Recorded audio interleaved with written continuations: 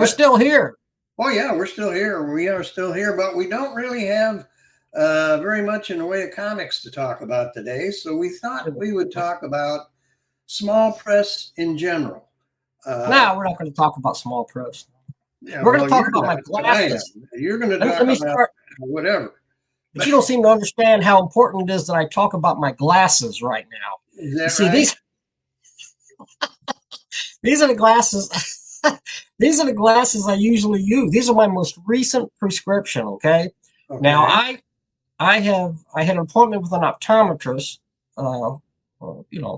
But I have delayed the appointment until after my trip to the Philippines, which is another story. I'm going to the Philippines in a few days, and I'll be gone for a couple of weeks. And the glasses, the small type, like I work in a pharmacy, and I have to read the small type on little medicine bottles, right? And I can't read. It's like, this is crazy. So, how you like this Clem Cadiddle Hopper hairdo? Pretty good, huh? Remember Clem Cadiddle Hopper? Yeah. If you're a Red Skelton fan, you know what I'm talking about. I pulled out an older prescription. And believe it or not, older prescription, I see everything sharp and clear. Oh, boy.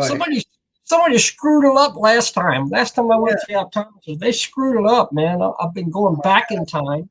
Especially if I do like this, I'm looking at the bottom. I can see everything. Oh, my gosh, Larned, I never realized what a darn handsome guy you are, man. I can see it now, though.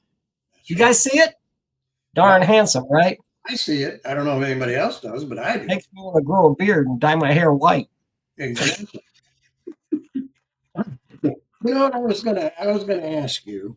I had this thought because when you first started, and I know you started comics early, you know, in high school or even before that. Yeah, like 1800s. You had the ambition to be a professional comic book artist. I mean, did you strive to do that? Or were you more interested in just making comics, your own comics? Well, he left. Okay. Something that prompted me to go look for something. I just happened to have it nearby. Okay. Yeah, I mean, when I was a kid, especially when I was a teenager, I had ambitions. I thought, maybe one day I'll be a comic book professional. The comics at that time, the Marvel comics and the DC, they were a lot more fun than they are now. Well, what I was going to say, just before you go, I'll tell you my side. Back when we started, there was no internet or anything like that.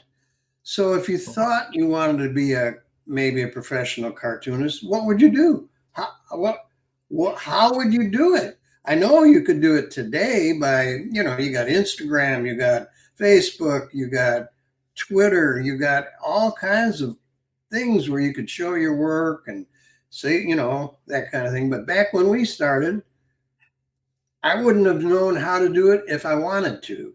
Now, I really never had the ambition to be a professional comic book artist because I thought the chances of that were the same as being a professional baseball player. Actually, no chance. So that's how I looked at it. So you thought maybe you could do it? I thought maybe I could stop my hairline from receding. When my hair is like, you can see, never mind. But I always had a high forehead, but this is beside the point. Absolutely. I'm in a zany mood today. I'm sorry, folks. I'm getting ready to leave. I'm going on vacation. So, but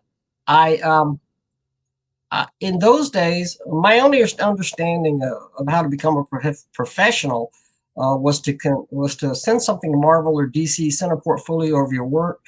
I know that Chuck Robinson, who was a great mentor to me, who published Comique in the late 60s, early 70s, and was my own book. Was kind of based on Comique.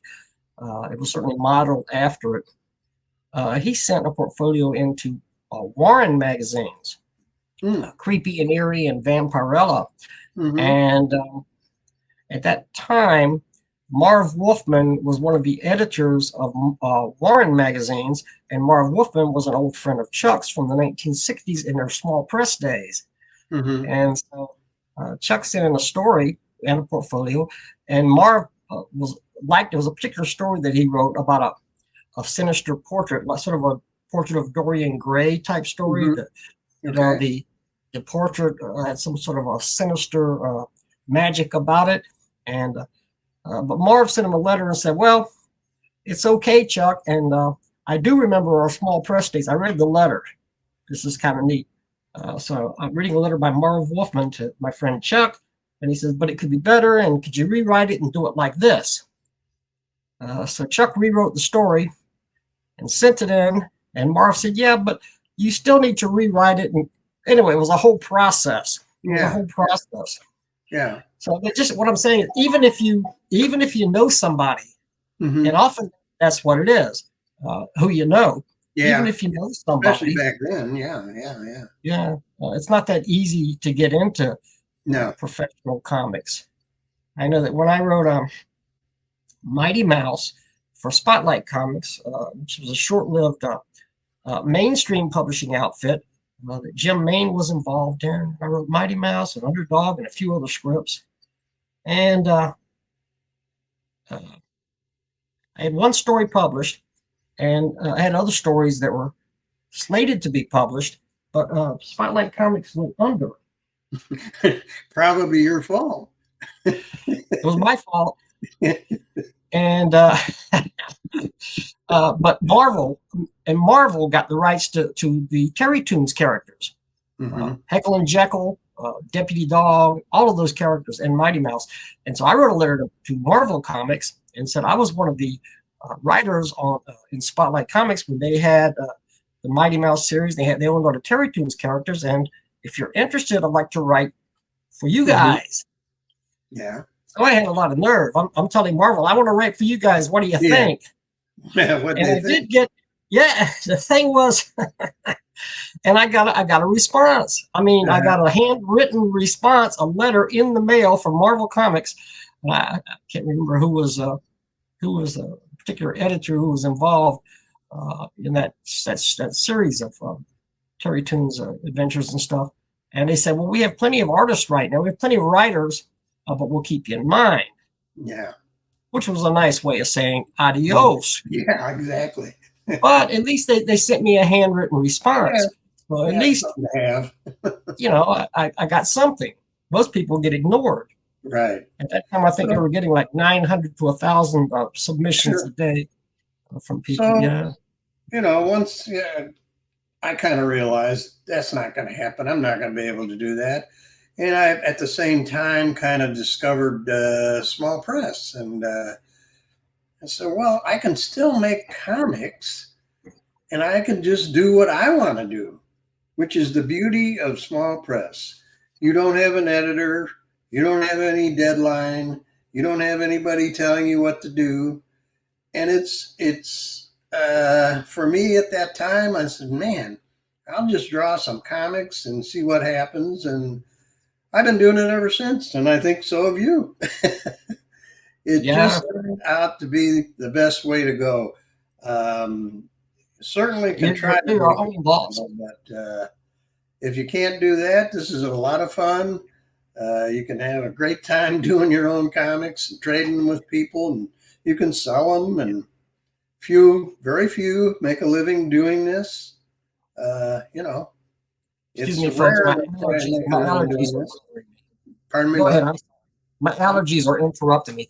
Oh, That's why it's kind of, I look like it's kind of hard for me to breathe right now. I'm having stuffy nose, and I've tried nasal spray. We don't want to talk about this. It's gross. But I'm still here. yeah. Well, anyway, that's But what yeah, I was you've done a saying. lot of great comics. You've done a lot of great comics, and you're still doing them. What was that recent one you did? Space Falcon. Space Falcon. Yeah, that And was my most recent. That was I had it up 32 just recently. pages, Yeah, full color and all that.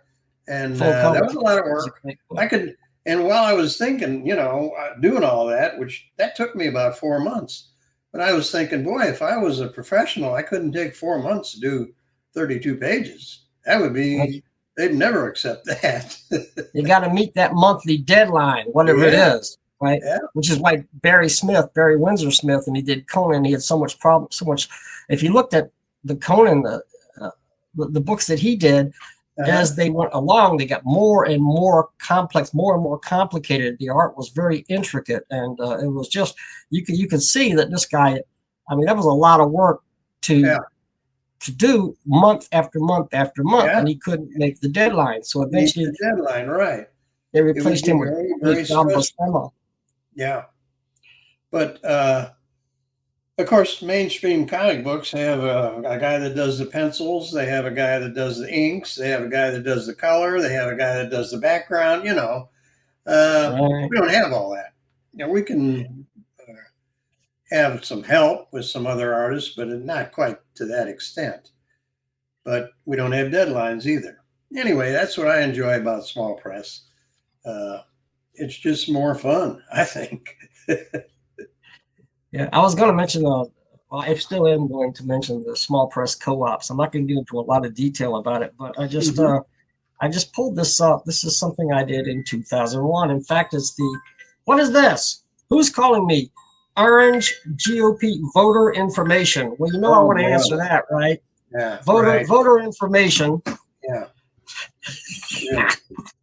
But I Well, did a 2001 BPP Quality Award strip. I'm not here to toot my own horn. Uh, yes, I am, but not really. But it's interesting when I look at this. This is something I wrote, pencil, drew, later the whole bit. You can see, it's the Larry Blake BPP in there. members. That's Larry Blake. Larry Blake is in it, and it featured a lot of BPP members. There's Jim Uh, Maines. you're We holding got the book in front of the mic. yeah, I know that's difficult, and I've got Yeah, I got yeah, this blue ball mic here too. And still, for some reason, it doesn't quite work. Anyway, I did that. yeah. I wasn't going to actually bring this out in this context, but it's interesting. I'll tell you who else appears in this strip right there. Tim Corrigan. Oh, is it? Oh, okay. Yeah, that's Tim Corrigan. This is something I wrote and drew. Now, this would have never been published in a mainstream comic book. It's Uh-huh. just a satire I did for the UFO, for the United Fanzine Organization.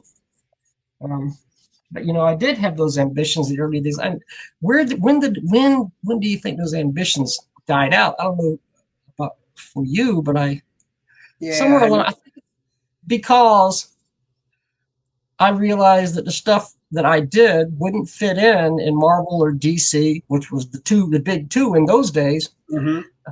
Pretty much still is, but I realized that they weren't. I wasn't suited for mainstream comics, and I Yeah, think most of the tons of small press stuff that I see, this is stuff that'll never be published in the right, mainstream. right. Uh, Right. There so are it's some publishers that will publish. Uh, there's a number of small press graphic novels that get published, things like that. Um, I don't know if I'd ever attempt a graphic novel. Would you? I mean, uh, 200, 300 that's pages? that's a lot of work. Yeah. Yeah. I thought it was a lot of work to do 32 pages, but I can't imagine doing 200 or 300 Yeah. pages. I mean, But everything a lot of I people pulled do. out. Uh, I'm sorry, but yeah, you're right. yeah. A lot of people do it, and And those seem to be a little easier to get published. If you do that and pitch it to a couple of these, Dark Horse or what's the other one? Fan. I'm not keeping up too much with I can't those quite other remember publishers out some of them there. offhand. I don't have anything written down, but there's a number of publishers that will publish graphic novels by small press people, really. And then they get a little name. So, but few and That, far that's between. So you yeah, got to that's a love lot of work. doing comics, if you're going to do this. Now, I I think. did my one of the owners in the house I live in. The Hmm. owners of the house actually live here. They have a separate room, and they both work for Hilton. Hmm. And people leave things in their room at the Hilton Inn. People, and they'll hold it. They hold on to it. They have a lost and found department. They hold on to it for like 3 months. After that, it's up for grabs to any employees that want it. And the owner of the house here, Ed, he brought home this, which Cat I Kid. never heard of. Can you hear me all Yeah. right? Uh-huh. Cat Club comic book influencers by Dave Pilkey. No, And never that. I never heard of this, Yeah. but it's pretty good. Yeah. It's drawn in what they used to call a Matt Fizel stick figure style. Oh, let's see. It's in full color. A little more than a stick figure, but Matt No, a really little sticks more. to the stick A little more. figure. Well, Yeah, yeah, you're right. This is a little more than a a stick little figure. more, you know. There is stick figure stuff here.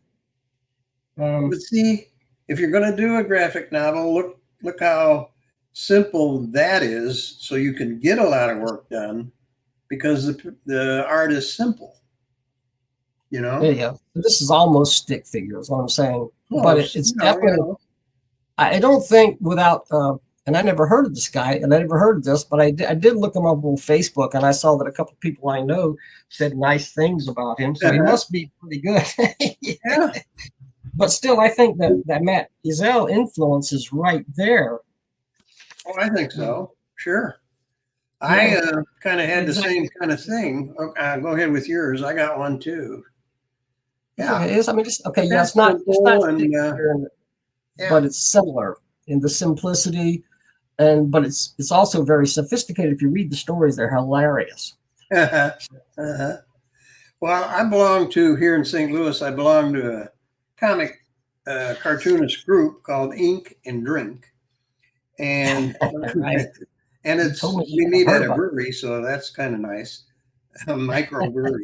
But anyway, the last meeting, a guy hands me a graphic novel, and he says, I've read this. I don't have any need for it anymore. Here." So he gives it to me, and it's this. It's called Sullivan's Sluggers, and it's about a it. Nice minor cover. league baseball team. But I'll show you. I haven't read the whole thing yet, but um, it's kind of neat what they did.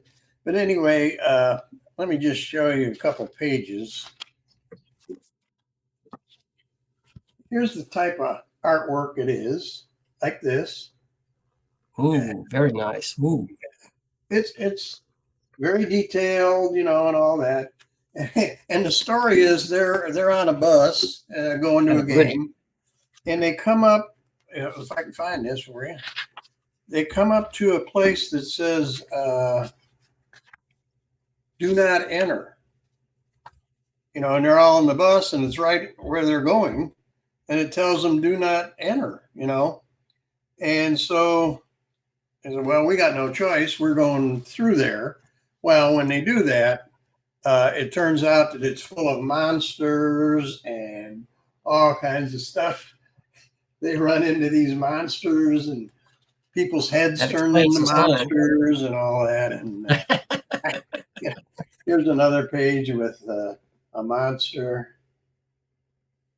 and Oh, there's that's nice. the team going after the monster. 2-page spread on that one. Yeah. Beautiful. But anyway, and I haven't even read the whole thing yet, but it's I don't know if the page numbered. Let me see. Didn't number the pages, but you can see pretty thick book. Yeah, And this is published by Dark Horse. Uh, no kidding. Dark Horse does that. Yeah. I don't know the artist. His name is James Stokey, I guess you would say, and Mark James Andrew Smith. Okoye. Both of those Okoye. guys put this together. Yeah. So Oh, that's anyway, nice. yeah. So if you want to do a graphic novel, you might get it published. I'm going to say one thing more about this book, Go the ahead. Cat Kid book, Yeah. because if you want to see the Matt Fizel influence, look at this page. And this is, Yeah. I am Dr. Frederick Wortham. You remember Dr. Wortham, who was the psychologist who almost single-handedly had comic books banned in the 1950s. Because people who read comics, It says here, comics turn kids into criminals. Oh, And yeah. they're not Right. a little more, almost a stick figure, a little beyond That's that, but right.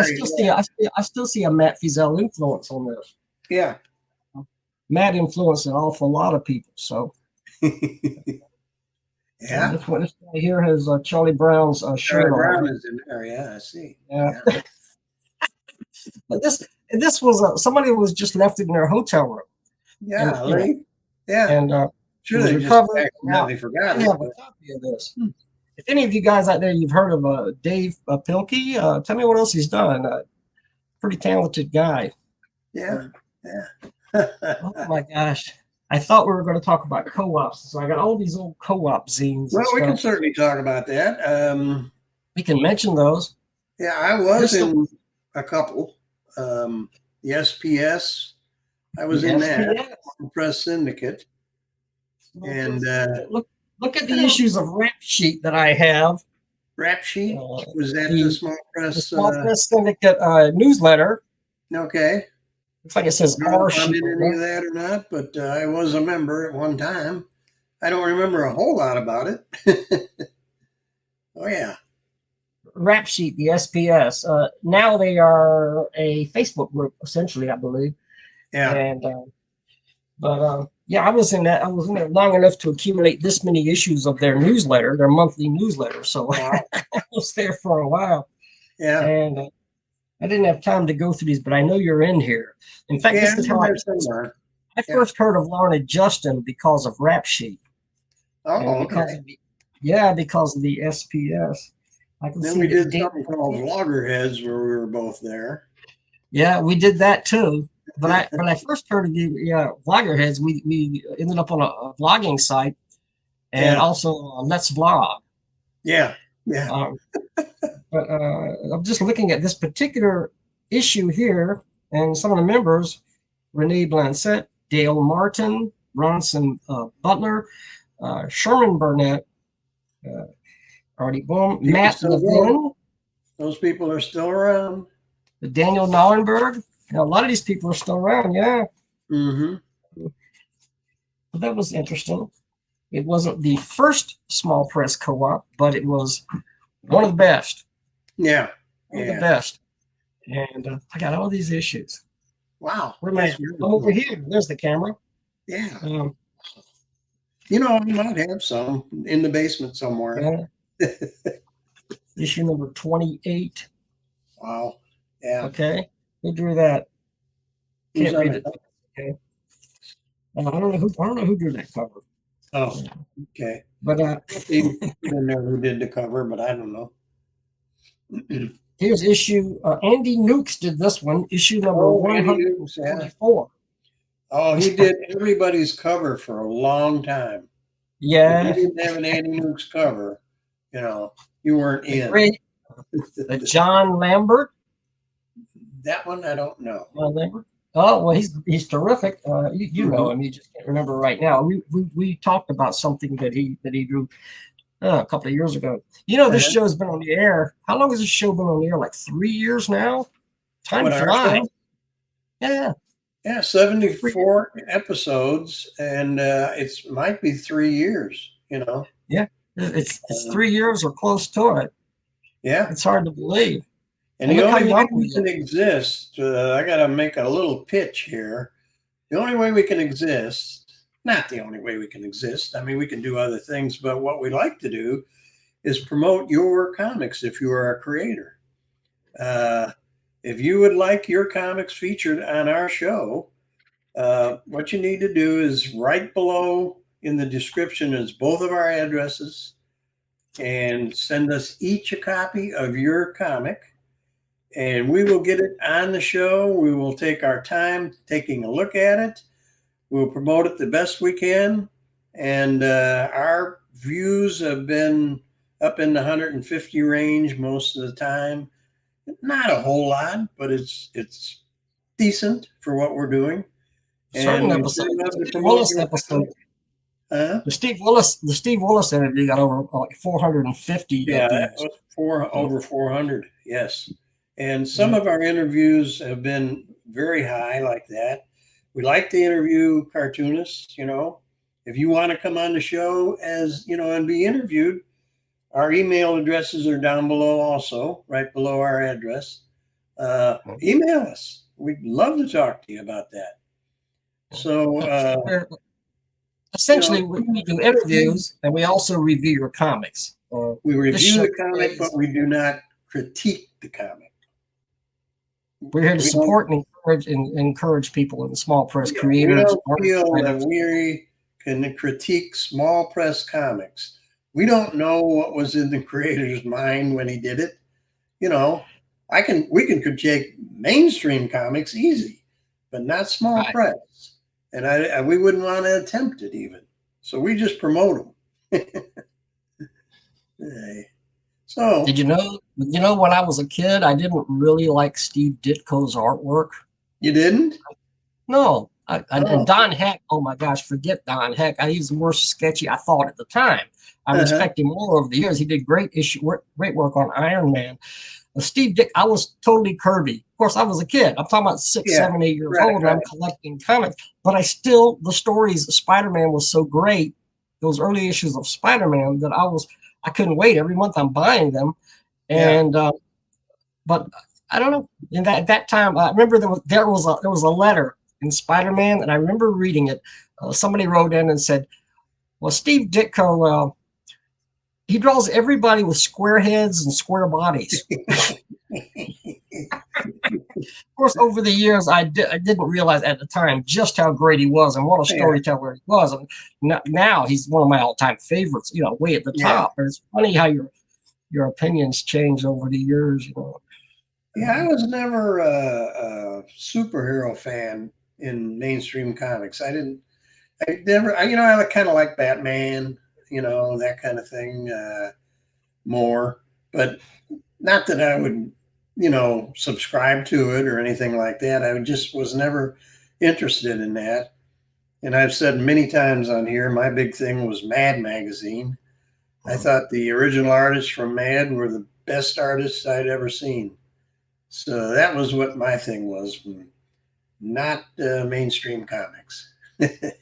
Did you read a lot of like Archie comics or Harvey comics or no?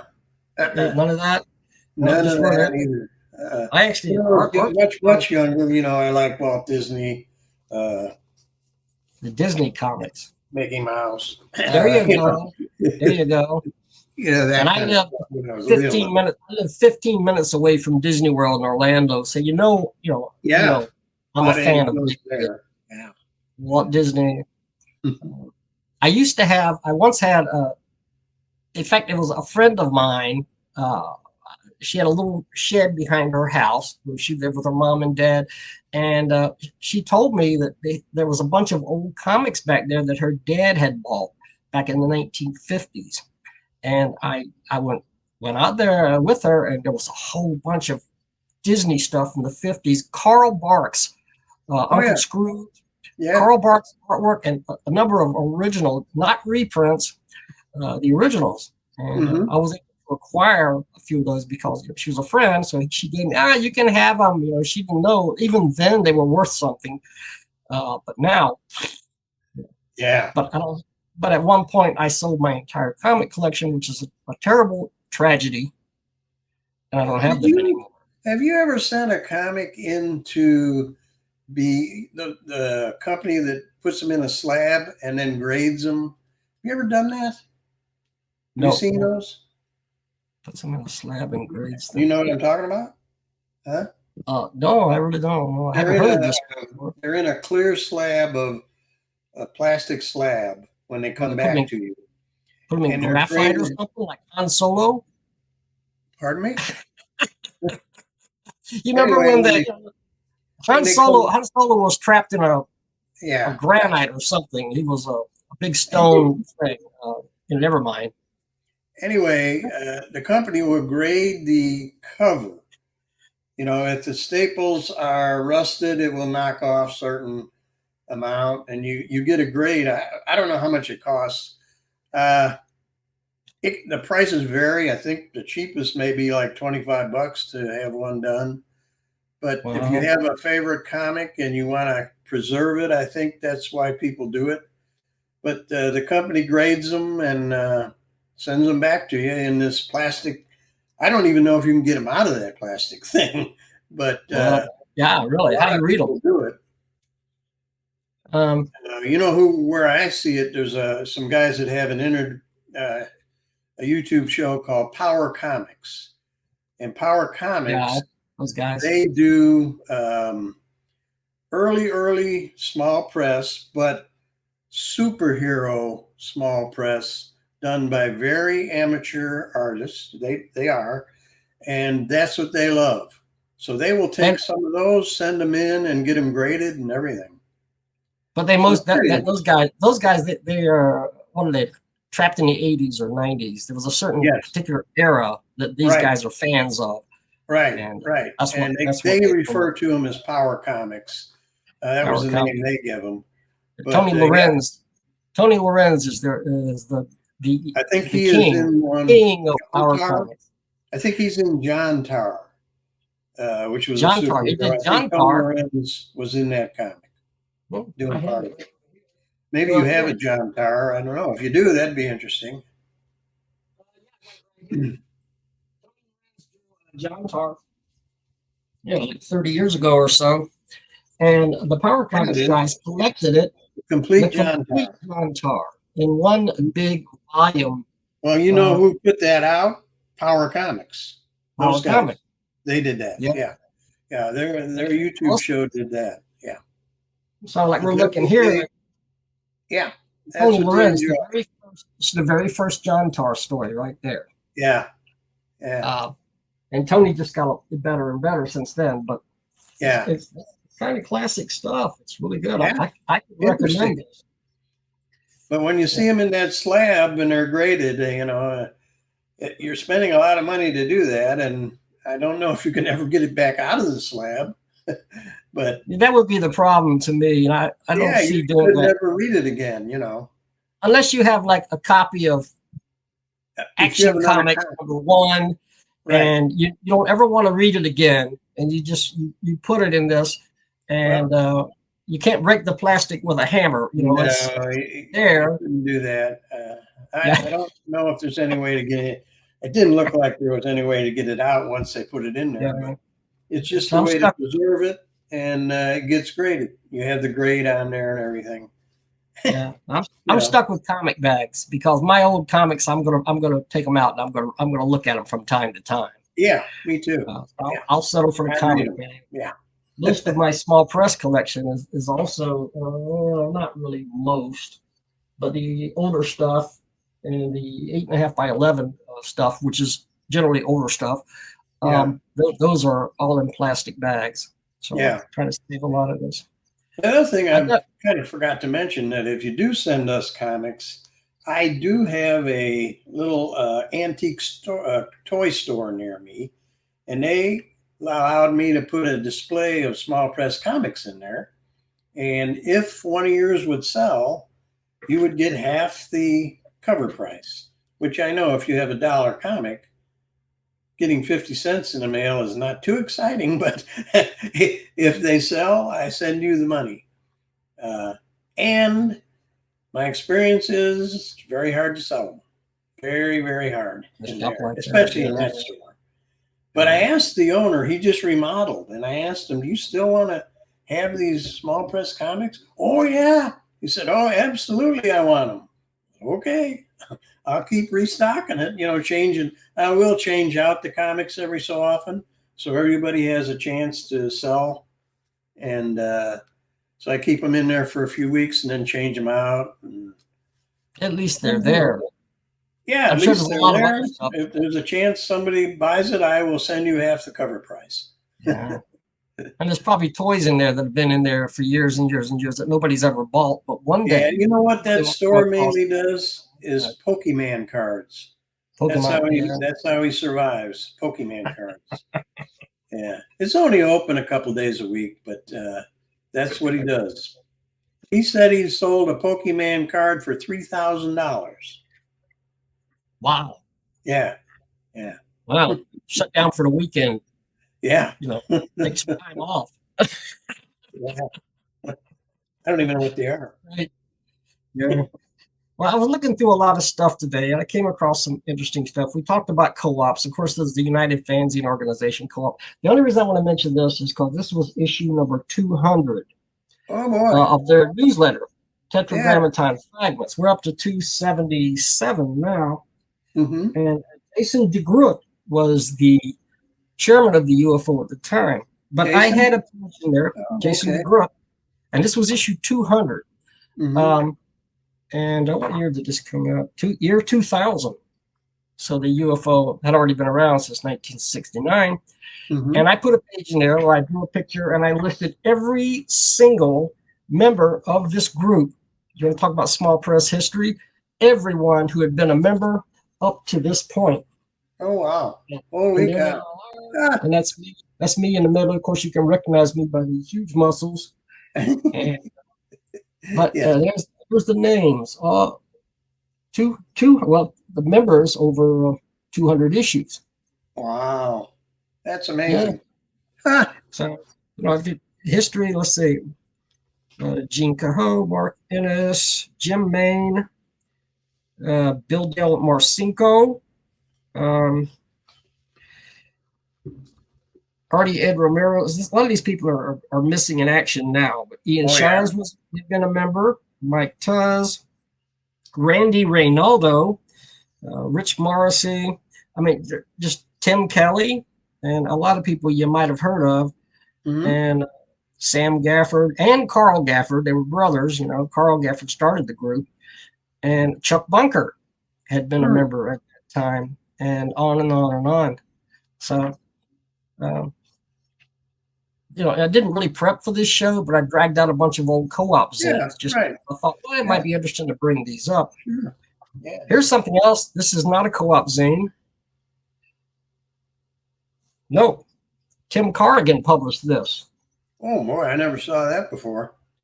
This is the Diggers. I'll have to see if I have an extra copy around here. But the Diggers was a series that kind of like the Challengers of the Unknown, a bunch of archaeological students who found themselves in wild adventures involving, trips to Egypt and stuff like that. And also space alien. Everything started to enter into this. I had written the scripts for 6 issues. The first issue was a direct market comic. It was an independent comic, and I guess sold a few thousand copies. Really? And then, did okay. I wrote the story. I wrote the script, and Tim illustrated it. But by the time of issue number 3, which this is, Tim had gone back. He kind of dropped out of the direct market stuff. But there's his artwork, and this is a digest size comic. Yeah. Okay. I didn't take the time to dig out the full size independent comic, but this was a lot of fun, and we did this together. Talk about a graphic novel. Yeah, it could have been a graphic novel. I had plans for this one. Tim and I both did. What year was that, Steve? 1989. What? 1989. 1989. Oh, 1989. Wow. Yeah, I didn't even realize it was that old. But that's what I'm reading here. It seemed like it wasn't that long ago, but it says so right here. Right, 1989. Time flies. And but as far as a graphic novel, we had ideas about putting all 6 issues together, but we never made it to 6 issues into a graphic novel format, or putting them all in one big zine. And but the first 3 issues came out, and something happened. Tim, he just went off in a different direction. In fact, I think at that time Tim actually dropped out of small press for a little while, and then he came back later. But I had written in the 6th issue. The 6th issue was this huge, epic, double-sized comic, and it was we never got there, and I've lost the script. The script is gone. No kidding. And I pulled out the stops in this one, and it had everything. It has, like I say, space aliens and that'd be kind of fun. To do. I wouldn't mind doing something like that if you had the script. Yeah, I'd like to do something like I don't know. Might be a thought. I don't know if I have the script for issues number 4 and 5, but that broke my heart because I put everything into that 6th issue, and it would have been quite epic, you know. But did you say 4 and 5 were never done either? No. It was only 3 issues. There was 3 issues that were actually published. I had written all 6 issues. Yeah. I don't know if I have the scripts. We ought to talk about that sometime. I wouldn't mind doing that. Yeah, I would love to continue it. I'd love to finish it. Yeah. It'd be a great tribute to Tim. Yeah. And I'll give him credit, of course, but it would be fun absolutely. to do. He would get great credit for it. He was he designed the look of the characters, but I created the characters. I'm a great copier. I can copy stuff. I do have the first 3 issues. Let's see what I want to talk about. I'm gonna have a couple more things. Hopefully. There was a small press group called the Small Press League back in the 1990s and stuff. Okay, I see here that Tim Kelly was a member. Will Dockery was a guy used to do a lot of stuff in small press. Andrew Roller was a member. Andrew Roller was a controversial figure. He was very blunt and critical of everybody in the small press, and everybody pretty much hated him. He was around for a little while, and instead of just like criticizing a book or something, he would say, "Well, this slime ball just published a pretty terrible comic." And he just offended everybody. He offended Ian Shires. Well, that was this was a big boy to be offending. Yeah, the Small Press League. This issue came out in 1993. This was their newsletter called Cross Currents. Wow. And one more. Pizzazz. Steve Shipley's Pizzazz. He created this co-op. He created this co-op in the 1990s, maybe late 1980s. But when I first tried to this, now this was interesting because Tim was a. Do I have their creed? But that. When I first tried to join Pizzazz, even though Steve Shipley had been a friend of mine for many, many years, Steve Shipley and another guy who began Pizzazz. I'm not going to mention the other guy's name because I hate to say, well, this guy was a jerk. But Steve invited me to join Pizzazz when it first started. This co-op was around for several years, and the other guy nixed it. Because he'd seen a comment by me in the UFO newsletter where I said that I was against censorship and stuff like that. I mean, only in certain cases, but I was against censorship overall. And the constitution of Pizzazz, we're mostly a Christian-dominated group, but no excessive bloodletting, no nudity. No swear words. I mean, it was kind of strict. Ken Leach was a member of Pizzazz. They did a lot of work for them. Bloodletting, that's a tough one. But this other guy, he nixed my membership. He said, you said, I saw where you said you were against censorship and blah, blah, blah. And so I didn't get in right away. Well, I was kind of ticked off. But that guy soon dropped out. And then Steve invited me again, and I ended up eventually becoming the chairman of the group. So that was Pizzazz. Yeah, wow. Larry Blake was a member. Here's Larry Blake. Yep. Their newsletter. And that group was a lot of fun. Yeah. So I wanted to mention there were other small press co-ops. There was the SPA, the Small Press Association. I remember the SPA way back then, but I just recently talked to Ian Shires, who was pretty much responsible for that group, instrumental in setting it up, and he said that he just told me that it went online, and there were over 300 issues of their newsletter, but it was an online newsletter. Oh, it was online. Okay. Yeah, but I know I used to have a couple of print copies, but that's small press history. Yeah. Yeah, we wanted to just come on. Steve's going to be gone for a couple weeks. We wanted to come on and Yes. kind of let you know that. And I may try and do a show in between. I don't know for sure. I would like to talk to Jason D. Groot. He has a major project that he's working on. Mhm. I would kind of like to talk to him about it and promote it for him a little bit. So Yeah. we'll see if he can get on or not. If he can, we'll have a show in between while Steve is gone. And if Steve returns ever, I'll be back. he'll I'll be back on He'll be September 23rd. What? I'll be September back.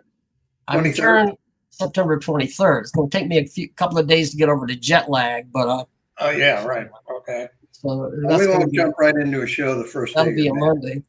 And I have a friend over there, but I'm not going to show you her picture because I don't want to. She's kind of private. So Well, yeah, and then somebody jump in there ahead of you, and you'd be going there for nothing. So, yeah, don't show her a picture. Anyway, we wanted to do this, and he does have a. Oh, we almost saw it. Almost. Oh, she's darn pretty. I'll tell you that. I bet. So, And, but we're gonna see how that goes. When you do go to the Philippines, be careful of the Japanese soldiers that don't know the war's over yet. They are still up in the hills, so watch where you go. And Japanese mosquitoes. Japanese mosquito. I was one of the diseases they have that's carried by mosquitoes is Japanese encephalitis. So I was just vaccinated for that. I was vaccinated. No, you don't want that. But it's Japanese up in the hills. So we're going to wrap this one up, and we'll see you in the next one. Either a few weeks or half a week, or who knows. Anyway, we'll say goodbye for now, and we shall return. See ya. Adios.